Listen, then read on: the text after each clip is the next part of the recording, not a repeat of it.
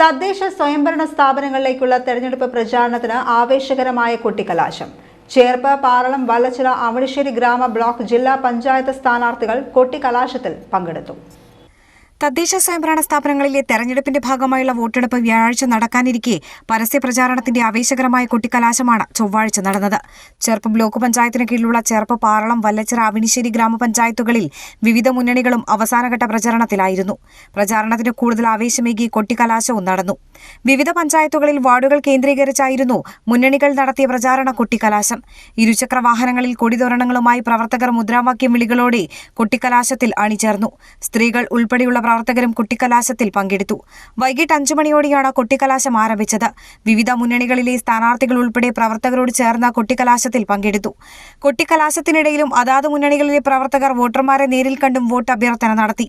പരസ്യപ്രചരണം ചൊവ്വാഴ്ച 6 മണിക്ക് കൊട്ടിക്കലാശത്തോടെ സമാപിച്ചു.